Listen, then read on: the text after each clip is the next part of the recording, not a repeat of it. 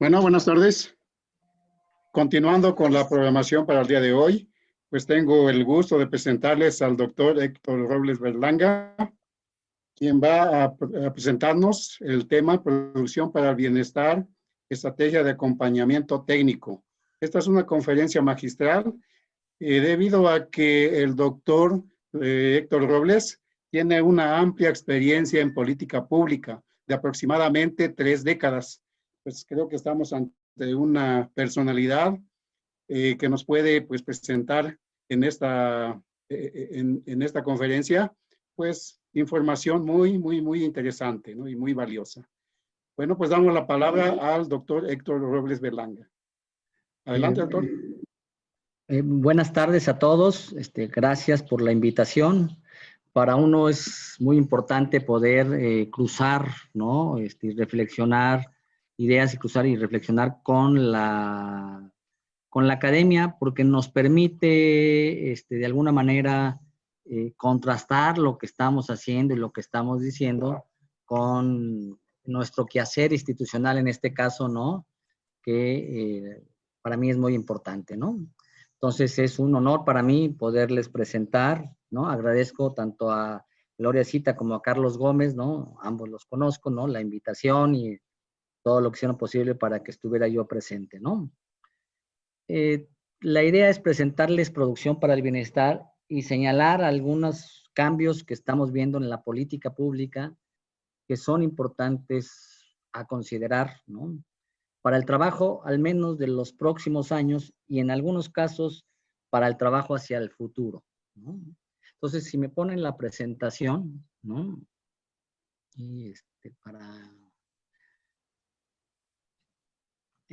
como primer elemento, ¿no? Y de manera central, ¿qué es Producción para el Bienestar? Decirles que es el programa más importante de la Secretaría, ¿no? Es el que más presupuesto tiene de manera directa en la Secretaría. Y tiene como su origen lo que era Procampo y Proagro, ¿no? Pero ¿cuáles son las diferencias sustanciales? Y en estos son los primeros cambios en la política pública, ¿no? Que se planteó el tema de la autosuficiencia alimentaria. Es decir, rescatar, ¿no? Otra vez la producción de alimentos. No significa que produzcamos todos, sino que dependamos menos de la, ¿no? Digamos, para nuestra alimentación, de la producción de los Estados Unidos, que es donde más importamos, ¿no? Pues ese es un primer elemento. Pero también hablamos de autosuficiencia alimentaria ampliada. No basta con que yo reduzca las importaciones si sigo dependiendo de semillas, de fertilizantes, de productos químicos, etcétera, etcétera, ¿no? ¿Por qué? Porque al final de cuentas también se va a ir y va a salir el recurso, ¿no? Y sigo siendo dependiente. Y entonces aquí se plantea como uno de los cambios la autosuficiencia alimentaria ampliada. El otro y que es central es reconocer al pequeño y mediano productor y decirlo, esa es la característica de nuestra agricultura. Las escuelas de agronomía, entre ellas los gobiernos y todo, habían fomentado la idea de una agricultura que no existe en nuestro país, que es muy pequeña, que está muy concentrada, que está, ¿no? Que es la gran agricultura, ¿no? Cuando la mayoría de nuestros productores son pequeños. Después, en el caso de Producción para el Bienestar, ¿no? Reconoce algo que no se había hecho en lo que era Procampo y Proagro, incorporar a la población indígena. ¿Sí? ¿Qué sucedió? Cuando se creó el Procampo, se cubrió muy bien Sinaloa y Tamaulipas, pero se dejó fuera el sur-sureste, ¿no? Y entonces es un planteamiento, ¿no? Como otra de las características, ¿no? Es que tenemos que hacer un sistema de producción sustentable. No solamente producir por producir, ¿no? El otro elemento importante es a dar los apoyos directos. Déjenme decir que los apoyos gubernamentales en los últimos 30 años se quedaban, ¿no? En toda una intermediación y llegaba muy poco. Déjenme decirle, había más de 150 programas en el programa especial concurrente y en todas las mediciones, sea de Coneval, sea el de la Cámara de Diputados, señalaban que los productores recibían solamente 2 apoyos. ¿Qué sentido tenía tener una estructura tan amplia para que los productores recibieran 2 y que además mucho de ese apoyo que iban a recibir se quedaba en el camino, ¿no? Y entonces se planteó ese cambio, ¿no? Entregar los apoyos de manera oportuna antes de la siembra, ¿no? Y incluir dos elementos nuevos, el acompañamiento técnico y el acceso a activos productivos, ¿no? La que sigue, ¿por qué estamos hablando de la pequeña unidad de producción? Y lo ponemos en el centro del, ¿no? Porque había una percepción, y mucho se enseñó en las escuelas de agronomía, déjenme decirlo, de que los pequeños productores eran ineficientes, no producían, era muy difícil trabajar con ellos, ¿no?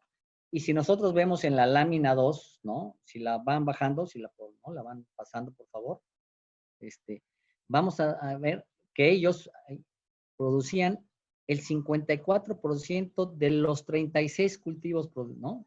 Ellos generaban esa producción. Pero además generaban el 85% del empleo contratado, no del empleo familiar, sino del empleo contratado, ¿no?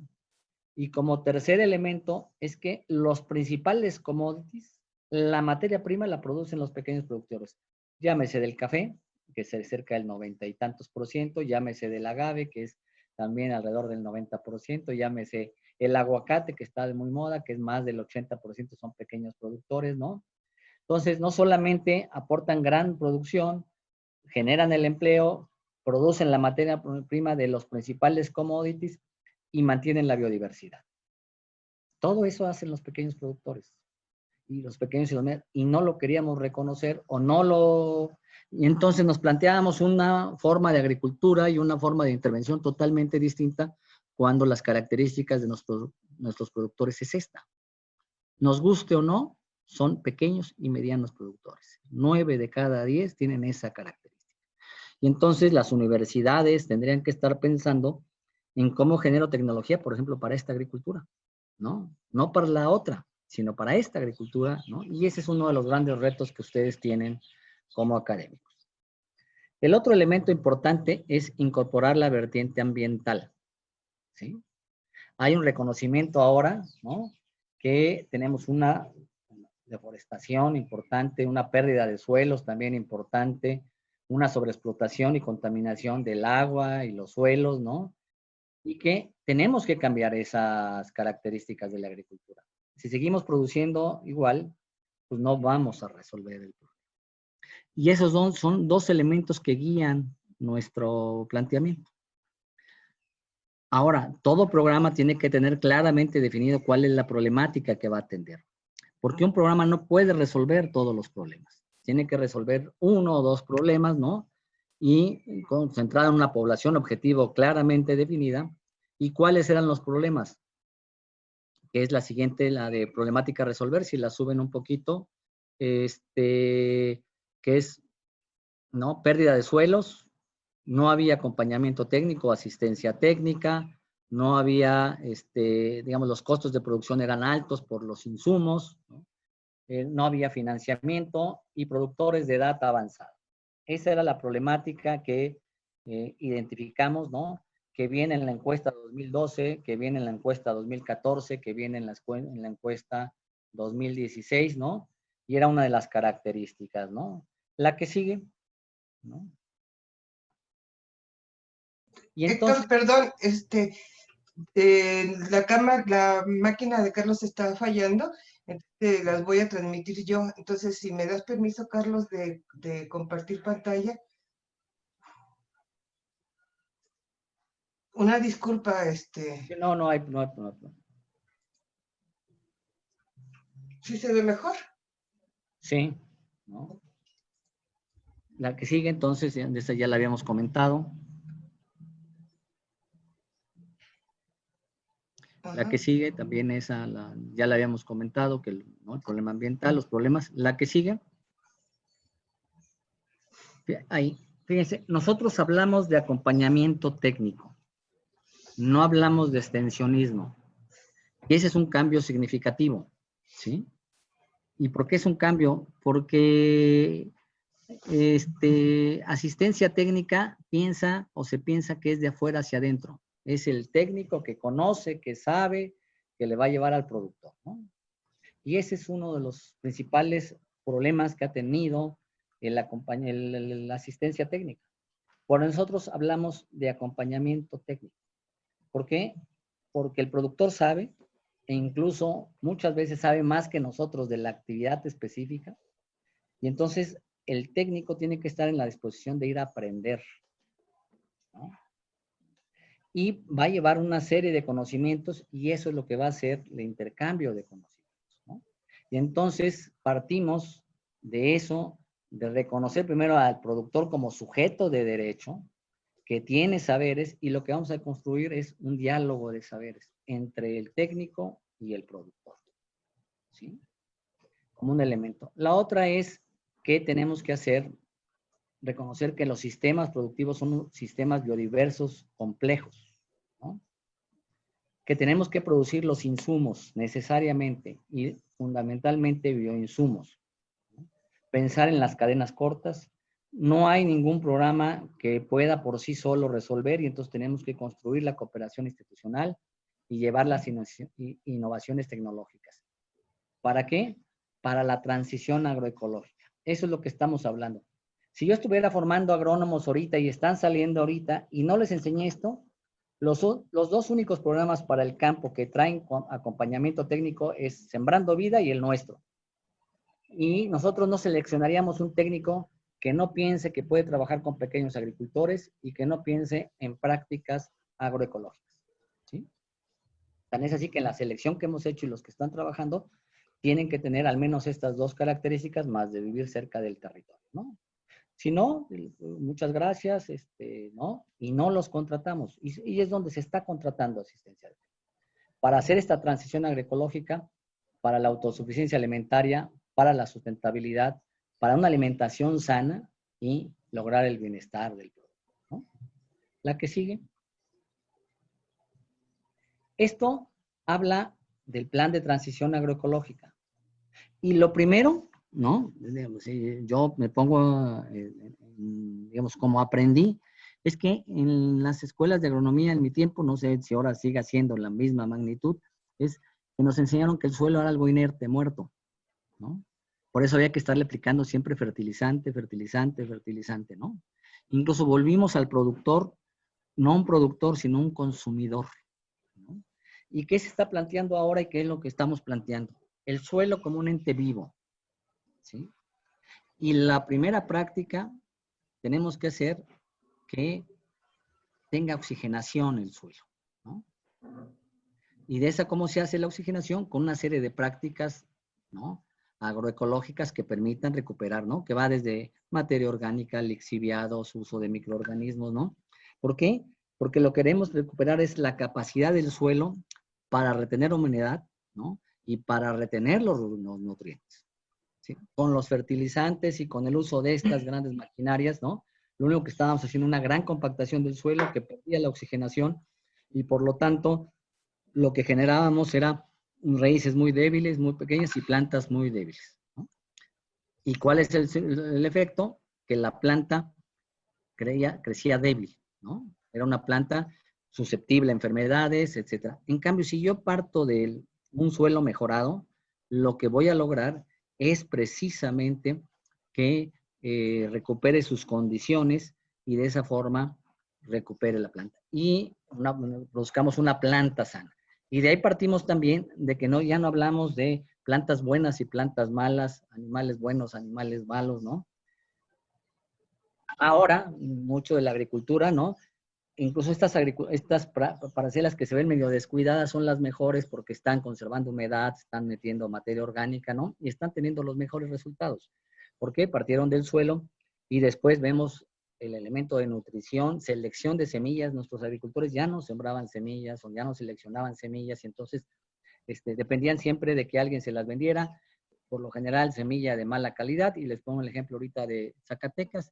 Este año se sembró mucho frijol, no semillas, se sembró grano, porque como los productores no guardaron, hubo sequía, se perdió la sequía y Segalmex les tuvo que vender frijol, ¿no? Frijol grano para sembrar. Pues los resultados no son los mejores, ¿no? Entonces, hacemos una serie de prácticas con respecto a digamos, a la resistencia vegetal, a la nutrición, a la semilla, para fortalecer la planta. Y después contemplamos todo lo que tiene que ver con enfermedades y comportamiento del clima en términos generales, ¿no? Porque nosotros podemos tomar decisiones si se presenta una helada que permitan recuperarse la planta. Y ese es el plan de transición agroecológica, ¿no? Entonces, producimos nuestras propias semillas, generamos nuestros propios fertilizantes del suelo, ¿no? Que son estos bioinsumos, ¿no? Que sean compostas, lixiviados, organismos, y después hacemos prácticas que tienen que ver, ¿no? Esto es lo que se está planteando. Incluso los invito, próximo 17 de noviembre va a haber una conferencia de uno de los estados de la India, que precisamente también ya todo el estado decidió apostarle por esta agricultura, y entonces vemos esta es la tendencia, ¿no? Y lo están haciendo en Europa y lo están haciendo en muchos lugares, ¿no? Esto que era marginal, ahora se ha vuelto central y fundamental. La que sigue. Sí, un momentito.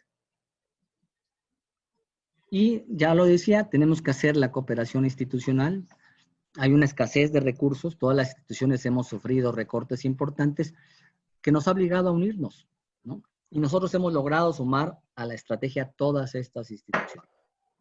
Con precios de garantía, porque nuestros productores reciban el precio de garantía, entonces vemos con Segalmex el tema de salud y nutrición, cada vez vemos más importante. Incorporamos a cerca de 8,000 jóvenes a nuestro programa que están trabajando con nosotros, ¿no? Y los estamos capacitando. A la SEP, porque estamos transformando también con ellos conjuntamente toda la forma de enseñanza, ¿no? Incluso el planteamiento es muy ambicioso de cambiar toda la malla matricular para escuelas técnicas agropecuarias, ¿no? Porque siguen pensando en la revolución verde, ¿no? En recetas, en solamente el uso de agroquímicos, ¿no? Y entonces se está planteando todo este cambio, ¿no? También en la malla matricular de las escuelas, ¿no? La que sigue. Por eso, el objetivo del programa y del acompañamiento técnico es el transitar a sistemas agroalimentarios sostenibles, productivos y resilientes. Nosotros nomás estamos trabajando en estos cultivos, que son los granos básicos, el café y la caña, y el próximo año vamos a entrar a cacao, a miel, y como dos de las, ¿no? Más tenemos ahí chía, amaranto, ¿no? Lo que son los alimentos. La que sigue. Esta es la distribución de todos los beneficiarios. Nosotros estamos atendiendo con apoyos directos a 2.1 millones de productores. De color amarillo son los que son granos, ¿no? De color verde es la caña y de color café es café, ¿no? Los productores de café, ¿no? Entonces, como ustedes pueden ver, tenemos productores en toda la República, concentrados ya en el centro y sureste, y con una característica: cada territorio es distinto, cada territorio tiene su particularidad. Por eso también hay que romper con esto recetario, ¿no? Yo me acuerdo, aplique tanto de urea, ¿no? Y ahí vamos, ¿no? En esa lógica, ¿no? Que ahora tenemos suelos totalmente afectados, ¿no? La que sigue. Y a partir de esta distribución, hicimos estos territorios donde están nuestros equipos técnicos, ¿no? Ahorita tenemos alrededor de 600 técnicos que están participando en todo el territorio, y ustedes los pueden ver cómo están distribuidos desde el sureste hasta el norte del país, incluida la Sierra Tarahumara, y tenemos dos especiales, Sinaloa y Tamaulipas, ¿no?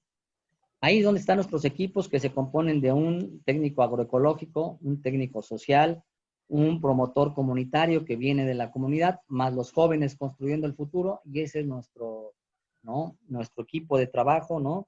Que está promoviendo todas estas prácticas. La que sigue. ¿Qué es lo que hacemos? Primero vamos a una asamblea, informamos, ¿no? Del programa al productor, y ahí identificamos, ¿no? Cuáles pudieran incorporarse, ¿no? Y los invitamos a participar. Después hacemos visitas, talleres, y una vez que se convence, este es un cambio importante, elegimos la parcela de un productor, no la parcela de un centro de investigación o de la universidad, ¿no? Porque ahí se mantienen todas las condiciones bajo control, y cuando se quiere ir a exportarlo, sacarlo de ahí, llevarlo a otro, no funciona. No, nosotros aquí, e incluso la parte de la investigación aplicada, la hacemos directamente en la parcela. ¿Por qué?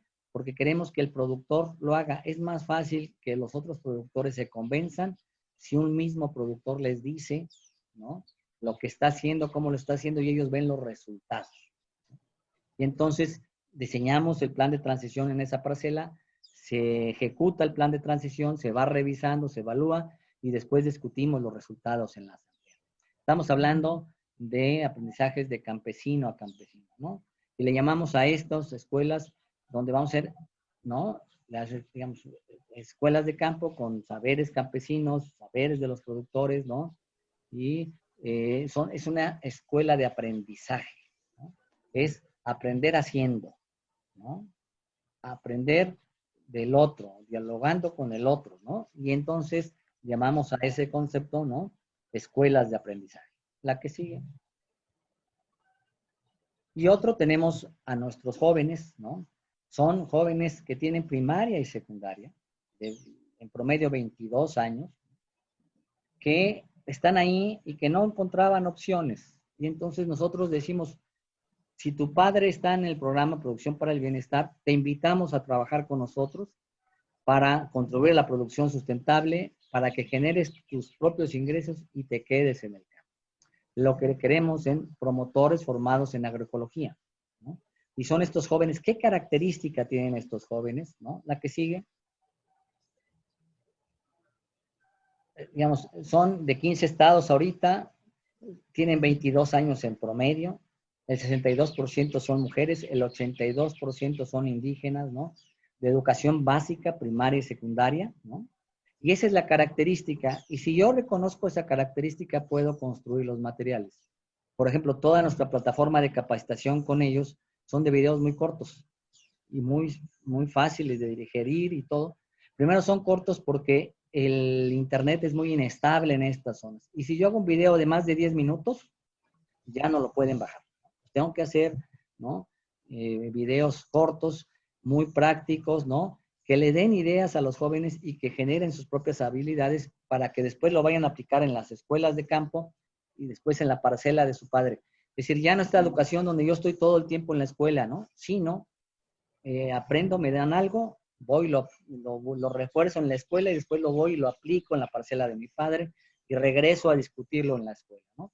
Que es lo que ya están haciendo varias de las universidades, varias de las escuelas de hacer esta separación, especialmente en la agronomía, de esto de estar constantemente tiempo en un aula, ¿no?, sin estar en contacto con los productores. Y eso es lo que estamos haciendo. La que sigue.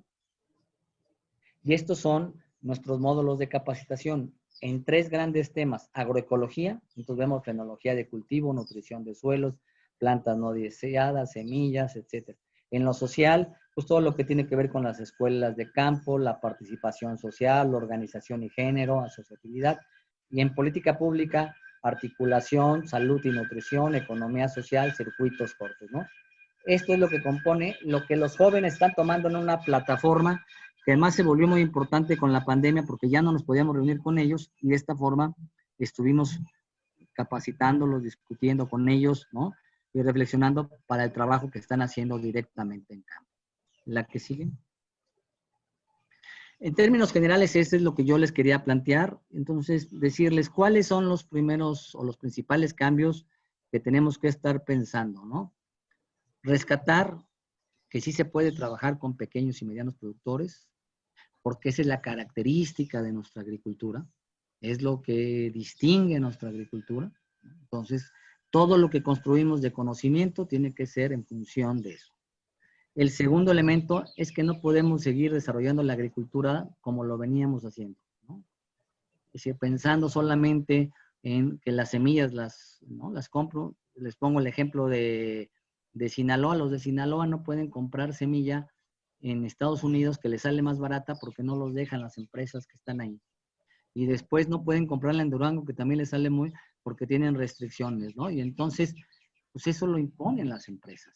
Nosotros estamos planteando productores, si tú haces la selección de tus semillas, vuelves a rescatar esta práctica, no vas a depender, ¿no? Y entonces estamos planteando, si tú produces estos bioinsumos, ¿qué es lo que vas a obtener de esto? No es agricultura orgánica, ¿no? Es agricultura de conocimientos integrados, Y con esto lo que estamos demostrando es que podemos disminuir los costos de producción con incremento de rendimientos, ¿no? Y ya tenemos ahorita alrededor de 1000 escuelas, ¿no? Tenemos resultados que ustedes pueden verlos, ¿no? Les podemos invitar a recorrerlos, a que los vean, y van a ver los resultados sorprendentes que estamos teniendo a partir del simple hecho de trabajar primeramente con el suelo. Entonces es otro elemento importante. No hablar de este extensionismo clásico, tradicional, que llevaba recetas, que llevaba fórmulas, ¿no? Sino de un acompañamiento técnico en donde yo voy a aprender, ¿no? Y también voy a llevar mis conocimientos y va a ser un intercambio de conocimientos. Y vamos a aprender los dos, ¿no? Y voy a incorporar las innovaciones tecnológicas que tengan que ver con la agricultura pequeña, ¿no? Y ese es otro de los ejes centrales. Los productores tienen que aprender otra vez a producir y no estar acostumbrado a qué me van a dar. Yo a los técnicos, cuando he estado platicando con ellos y cuando los invito, les digo, primero los invité a algo difícil, porque durante 30, 40 años se nos enseñó, se nos dijo que la agricultura era así, que no, y entonces cambiar eso no va a ser fácil, ¿no? Entonces, le estoy invitando a algo difícil. Que tienen que decirle al productor es, productor, yo no le voy a dar nada. Yo lo voy a acompañar en este proceso donde usted va a trabajar, donde usted va a aprender, donde yo voy a aprender, ¿no? A hacer estas prácticas para que de esa manera podamos producir mejor. Y tercer elemento es que podamos hacer, digamos, estas prácticas que las vean sus compañeros. Para que no sea solamente lo que yo dije, sino que sea realmente lo que ellos están viendo y lo que se están practicando, ¿no? Entonces, ese es otro de los elementos centrales, ¿no? No llevar recetas, ¿no? Tener una actitud, ¿no? Sencilla, humilde, ¿no? Porque aquí todos aprenden, ¿no? Y dejar de ver a una serie de animales, una serie de plantas como malas, ¿no? Por ejemplo, muchos de la agricultura quitaba las arbences, ¿no? Ahorita que incluso voy a estar otra vez en Zacatecas, ¿no? El frijol y desmontamos todo, ¿no? Incluso el productor quita, ¿no? Es que hay que quitar lo que queda, ¿no? En lugar de dejarlo ahí, después incorporarlo o sembrar otras arbences que permitan que el suelo no esté desnudo para que no se pierda. Entonces, rescatar todas esas cosas que dejamos de hacer, ¿no? Y que ahora, por las pandemias, por la pérdida de suelo y por todos, se están volviendo el centro de la atención, ¿no? Pues en términos generales, ese es un poco lo que quería yo exponerles, ¿no? Comentarles y con gusto, ¿no? Responderemos a sus preguntas y a sus comentarios, ¿no? Bien, pues pasamos a la sesión de preguntas. No sé si por ahí en el Facebook hay algunas preguntas, porque en el chat no veo algunas. Pues esperamos a ver si hay algunas en el Facebook. Bueno, bien, la verdad, pues sí, yo quisiera pues hacer algún comentario al respecto, ¿no? Con el programa de Sembrando Vida, pues es lógico que los frutales que se están ahorita plantando, se están abriendo áreas para este tipo de especies, resulta que yo creo que en unos 4 años aproximadamente, estos árboles empiezan a producir, ¿verdad? Quizá, ¿verdad? Lo que todavía va a hacer falta es crear la infraestructura para poder acopiar todo este volumen de producción y buscarle mercado, de tal manera que no se queden en el campo y se echen a perder, como generalmente sucede, ¿no? Obviamente, ¿verdad? Que en este momento, ¿verdad? No se requiere aún la construcción de bodegas, la construcción de la infraestructura que se requeriría, incluyendo los sistemas de transporte, ¿no? Para llevar la producción al mercado. No sé, doctor, qué opina al respecto, ¿no? Sí, bueno, primero hablemos de que lo que está promoviendo Sembrando Vida es el sistema MIAF, ¿no? Que es esta característica de la siembra de cultivos con frutales, ¿no? Que es una de las modalidades que nosotros consideramos importantes para la agricultura. Y efectivamente tenemos que pensar en la infraestructura. Por ejemplo, ahorita nosotros, en estos productores de granos y todo, tenemos un programa que se llama Segalmex, ¿no? Y tiene el programa de precios de garantía, una institución, Segalmex, que tiene los precios de garantía. ¿Qué es lo que estamos haciendo? Porque también si producimos más y el productor no logra sacar su producción, de todos modos se desanima, ¿no? Aunque sean prácticas sustentables, ¿no? Pues, ¿qué estamos haciendo? Que se organicen localmente, que identifiquen dónde están las bodegas, que creen sus comités comunitarios, ¿no? Para checar todos los elementos que tiene que haber en el centro de compra, ¿no? Y le hagan seguimiento para que efectivamente accedan a al precio de garantía, ¿no? Que en el caso del maíz, por decirlo, está a 5,600 la tonelada más los 150 pesos de cuando el maíz amarillo está a 3,300, ¿no? Entonces ahí estoy logrando un beneficio, ¿no? Pero también no es suficiente, ¿no? Porque incluso nomás tengo un número de volumen de producción para vender. Tengo que pensar en otros. Y por ejemplo, hemos encontrado maíces nativos, ¿no? Es impresionante el precio que están alcanzando los maíces nativos. En el Estado de México, por ejemplo, el maíz puede llegar a valer a 18 a 20 pesos el kilo. Entonces, lo que hay que desarrollar es esos mercados alternativos de manera local, ¿no? Porque hay mucha gente que se los está comprando, ¿no? Y entonces hay que acercar al productor con todas estas otras opciones de desarrollo de la comida mexicana, ¿no? Que están acudiendo a los pequeños productores para ser surtidos por estos productos, ¿no? Entonces, tenemos que buscar las alternativas, mercados cortos, ¿no? Circuitos cortos, ¿no? Que sería esto, ¿no? Para lograr precisamente ese elemento, ¿no? Si no, se va a quedar la producción ahí, ¿no? Y de nada sirve producir más, ¿no? Bien, ya tenemos aquí unas preguntas que están en el chat. Una de ellas dice, ¿están considerando programas de mejoramiento genético acompañado del productor? Sí, por ejemplo, acabamos de plantearnos, incluso acabamos de tener el curso. Tenemos una plataforma para todos nuestros técnicos, una plataforma Zoom, donde estamos capacitando. Y un investigador, Virgilio, no sé si ustedes lo conocen, del INIFAP Oaxaca, ¿no? Nos dio todo un curso exactamente para hacer selección de semilla, ¿no? Y empezar a hacer, otra vez recuperar todo este proceso y empezar a identificar, hacer cruzas y empezar a hacer nuestra mejora, digamos, de nuestras propias, no solamente quedarnos con agarré estas mazorcas y ya, ¿no? Sino cuáles selecciono, cómo las selecciono, cómo identifico y hacerlo directamente con el productor, ¿no? Y eso es, le llamamos, lo queremos crear los bancos comunitarios de semillas, ¿no? En todo el país. Y es lo que vamos a hacer ahora en frijol, el ejemplo que yo les ponía. Nos sucedió, ¿no?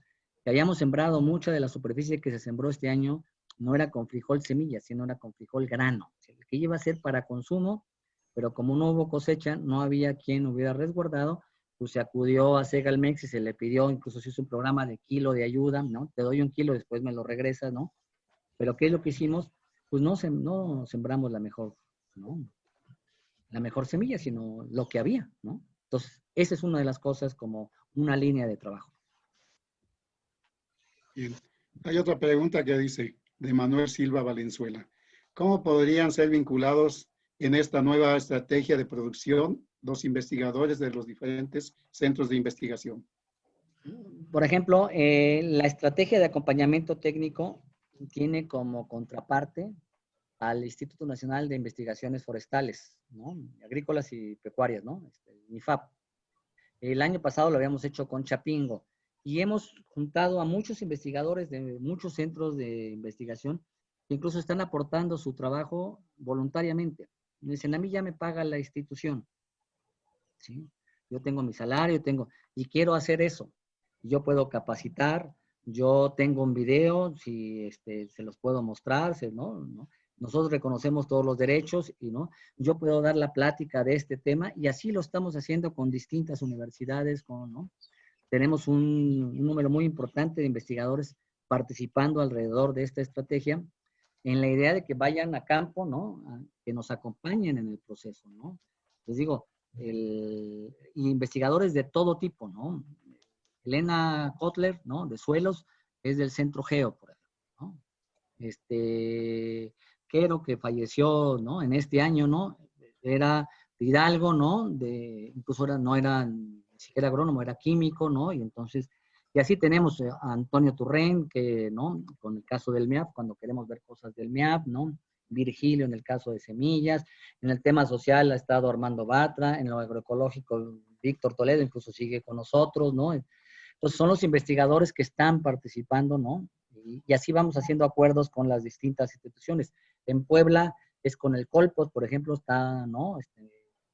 Un grupo muy importante de investigadores del Colpos que están directamente con nosotros, ¿no? Bien, como todavía tenemos tiempo, pues vamos a seguir dando pie a las preguntas. Aquí dice otra de un estudiante. ¿Qué puede hacer uno como estudiante de ingeniería agrícola para apoyar el proyecto? Es una pregunta de Héctor Miguel Salazar Mora. ¿No? Si el joven está en algún estado, algún territorio o donde está interesado, puede participar en las prácticas o en las actividades con nosotros, ¿no?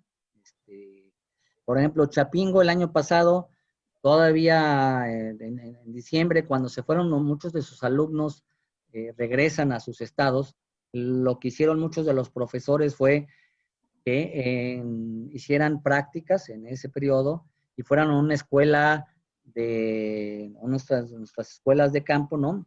Hicieran prácticas ahí y documentaran todo lo que estábamos haciendo y hacían su reporte después para, ¿no? Pero muchos de ustedes pueden aprender, muchos de ustedes pueden participar en nuestros cursos de capacitación, es cuestión de que nos digan, ¿no? Y los vamos incorporando a las distintas capacitaciones que estamos haciendo, ¿no? Y si hay en algún estado en interés, lo podemos hacer. Acabamos de firmar en Guerrero, en la montaña, cartas para 10 estudiantes que hicieron prácticas ahí y que una escuela técnica de la región nos pidió, ¿no?, que les hiciéramos el reconocimiento, ¿no? Entonces tenemos todas esas modalidades. Es un programa abierto, ¿no? Muy bien. Otra pregunta que hace Manuel Silva. ¿La ciencia básica elemental ya no es importante? ¿No? Sí, ¿no? E incluso es importante, digamos, todo lo que tiene que ver, primero, que el productor documente y que vea, mida todas las cosas, es importante porque no lo hacíamos en la broma, ¿no?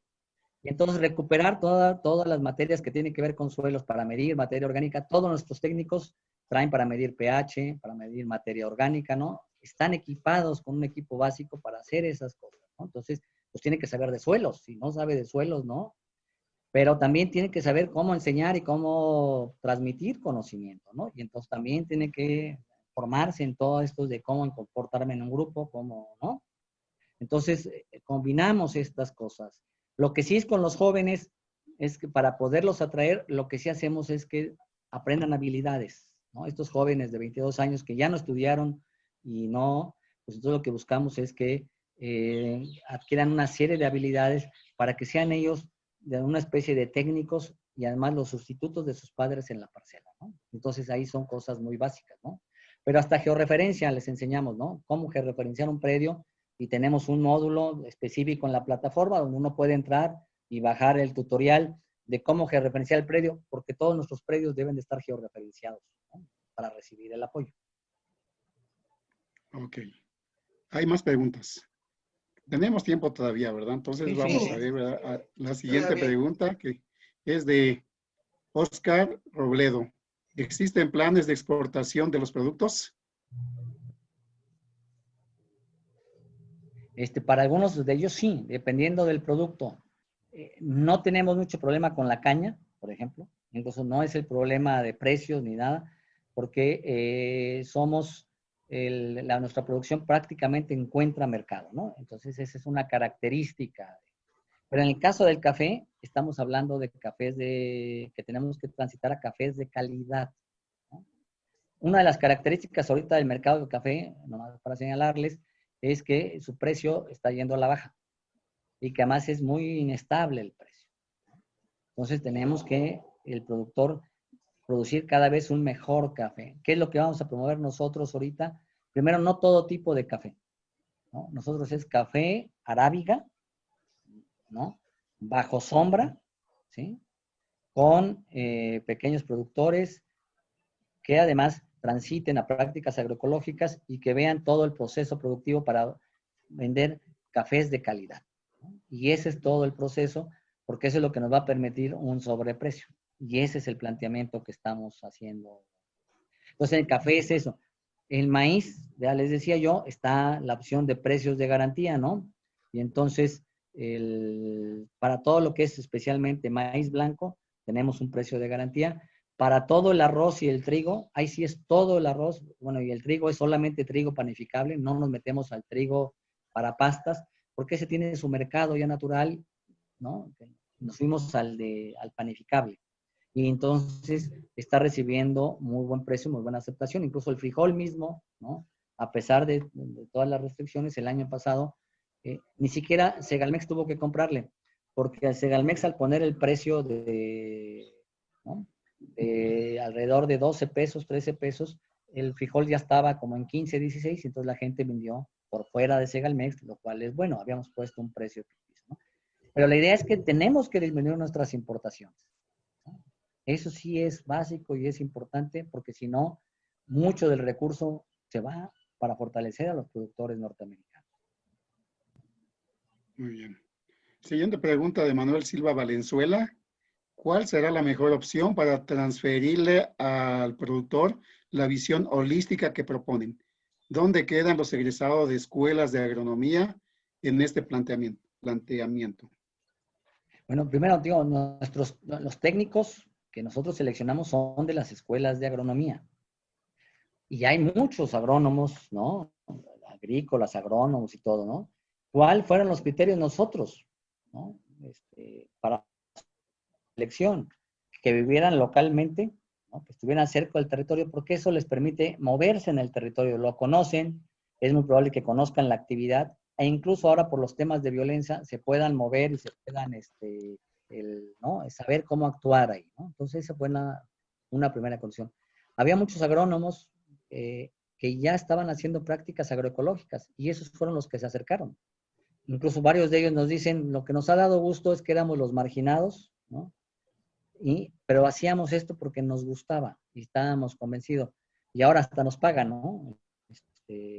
Entonces, son de escuelas de distintas, de Chapingo, de la Narro, de la UNAM, ¿no? Tenemos biólogos, químicos, agrónomos, no solamente, pero nosotros sí buscamos estas características, ¿no? Este es el tipo de agrónomo que estamos promoviendo y que queremos, y ahora es lo que estamos promoviendo con los jóvenes y es lo que vamos a modificar o estamos buscando modificar en muchas de las escuelas de aprendizaje o en las universidades, de que empiecen a transitar a estos modelos. Esa es la agricultura del futuro, ¿no? Bien. La doctora Gloria Cita también pregunta, dado el cambio de sistema de producción y que los investigadores en su mayoría han sido formados en un esquema diferente, ¿los académicos podríamos apoyar a la formación de recursos humanos? ¿Se ha pensado en la ingeniería agrícola de la UNAM? Sí, incluso déjenme decirle, uno de nuestros principales especialistas, ¿no? Es de la quinta generación. Juan Valdespino, ustedes no sé si tú, Carlos, tal vez sí lo conozcas o no, te Sí, acuerdes claro de que él, sí, ¿no? de la generación. Y resultó que es es un egresado, yo soy un egresado de ingeniería agrícola, es otro, ¿no? Tenemos otros compañeros egresados de ingeniería agrícola, pero ¿qué características? Y les pongo el ejemplo de Juan Valdespino para no hablar ¿no? Es que Juan Valdespino ha desarrollado todo esto, ¿no? Es uno de los investigadores que, digamos, incluso es investigador de estos ¿no? de Guarache, por decirlo, ¿no? Pero que ya es reconocido en muchos lados, ¿sí? Y que hace el uso de microorganismos, es uno de los más reconocidos, por ejemplo, en Sinaloa y Tamaulipas, ¿no? ¿Por qué? Porque hizo toda esta transformación y entonces ha trabajado, digamos, ha discutido y además tiene cosas muy prácticas y él es un ejemplo, ¿no? Sí lo hay, digamos, ¿no? Pero tiene que ser con estos.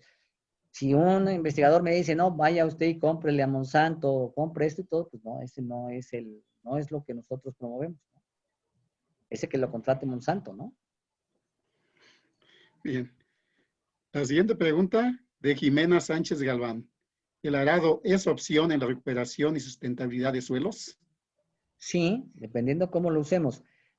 Si pensar que una sola práctica resuelve todo también es un error, ¿no? Por eso nosotros hablamos de una serie de prácticas, ¿no? Que en su conjunto, y ahora hay muchas cosas, incluso cada vez hay maquinaria ¿no? Que permite airear los suelos, ¿no? Incluso un subsoleo en algunas partes podemos para acelerar y después le aplicamos lixiviados y eso fortalece el suelo y lo hace más rápido, ¿no? Que el solo subsoleo, ¿no? Entonces hay una serie de prácticas. Lo importante es que yo sepa es, nos lo decía una agricultora de Chiapas, la primera percepción que le dijeron, porque además era mujer, la primera percepción de sus compañeros fue es que tenía su parcela descuidada, ¿no? Porque estaba el maíz, ¿no? Y estaba lleno de arbences, ¿no? Y entonces le dijeron, no, es que su parcela está descuidada. Pues resultó que la agricultora del 2015 hasta el 2020 es la productora de referencia ya, ¿no? Y tiene que ver porque se dieron cuenta que al mantener muchas de las arbences mantenía la humedad del suelo y no se perdía. Y en estos años de sequía, pues ella tenía, ¿no? Después sacaba el maíz y dejaba varias de las arbences, ¿no? Que las usaba posteriormente para incorporarlas una parte y otra para el ganado, ¿no? Y después volvía a sembrar maíz, ¿no? Pero entonces, antes que le decían, que la señora incluso nos dijo, me decían que estaba loca y que además muy descuidada en mi parcela, ahora soy el punto de referencia en la agricultura en esa región ¿no? Y así tenemos agricultores. ¿Cómo se explican ustedes que agricultores que estaban muy acostumbrados a la tecnificación de Sinaloa y de Tamaulipas adaptaron muy rápidamente estas prácticas? Por el simple hecho de que les disminuimos los costos y les aumentamos el rendimiento. Cuando era una agricultura, que hay que decirlo, de Sinaloa, supeditada totalmente a los subsidios que le daba el Estado mexicano, ¿no? Y que cada vez era más difícil darles y darles, ahí estaban sus movilizaciones, damos el precio de referencia, ¿no? Y ya no lograban competir porque cada vez sus costos de producción eran más altos, más altos, más altos, ¿no? Y no competían. Pues estos productores, y ha ido creciendo, y ahí les pongo el ejemplo de Juan Valdespino, que ha sido el técnico que ha estado desarrollando esa parte, desarrolló, y ahora muchos productores que incluso ya no usaron un solo agroquímico, uno solo, y tuvieron excelentes rendimientos. Bien. Todavía hay más preguntas, pues ya el tiempo se nos está acabando, pero todavía podemos pasar a la siguiente.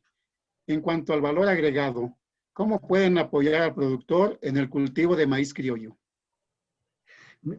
Nosotros estamos encontrando, primero, que estamos sorprendidísimos de que el maíz criollo está teniendo muy buen precio, ¿no? Digo, fácil en Oaxaca, por decirte, puede alcanzar 20, 25 pesos el kilo, ¿no? De maíz criollo, ¿no? Yo acabo de regresar de un evento en Jalisco, digamos, en los mercados agroecológicos alcanzaba 18 pesos el kilo, ¿no? Nada que ver con el maíz amarillo, ¿no? ¿Qué es lo que estamos haciendo? Hicimos el curso para identificar todos los maíces nativos. Estamos trabajando con Conavio, que es otra institución académica, donde por cierto también hay agrónomos de las escuelas, biólogos, ¿no? Lo hicimos con Conavio, INIFAP, nosotros, ¿no? Y estamos buscando esto de los maíces nativos. Y en nuestras pláticas, nosotros tenemos una plática mes con mes, ¿no? De distintos temas, ¿no? Y ha sido sorprendente que varios de los chefs mexicanos más reconocidos participan en nuestras pláticas, porque toda la comida mexicana de gourmet ahora tiene relación con los pequeños productores. Hay varios de ellos que promueven redes de agricultura pequeña, porque se surten de ellos, porque eso es lo que le ha dado el valor agregado a la comida. Incluso por esa razón la comida mexicana fue reconocida como patrimonio de la humanidad, a partir de eso, ¿no? Entonces hay mucho por hacer, pero también hay mucho por desarrollar, mercados cortos, ¿no? Cada vez más mercados en las grandes ciudades, ¿no? Y convencer al ciudadano, porque todavía hay, por la rapidez, por la necesidad, ¿no? De hacer las cosas rápidas, compra a veces, ¿no? Lo que está más rápido, lo que está a la mano, ¿no? Entonces hay que desarrollar todos estos mercados, ¿no? Que estén en las ciudades y hacerle ver a la población urbana la importancia de comer un producto sano, ¿no? Y lo va a empezar a pagar, ¿no? Oaxaca, que podríamos decir población de escasos recursos, prefiere pagar un maíz de buena calidad, de acuerdo a su cultura, que comprar el maíz barato, ¿no? Entonces hay mucho por hacer y ya está haciéndose, ¿no? Bien, pues todavía hay preguntas, ¿verdad? Pero ya el tiempo se nos ha agotado. Pues le pedimos que se puedan después comunicarse con el doctor Héctor Robles Berlanga para que tengan un acercamiento y conteste sus dudas que están aquí pendientes. Pedimos el apoyo para la entrega de la constancia y no nos queda más que agradecer al doctor Héctor Robles Berlanga por su valiosa participación en este evento que es el tercer Congreso Universitario de Ciencias Agroalimentarias. Gracias, doctor, y felicidades por su presentación. También, Héctor,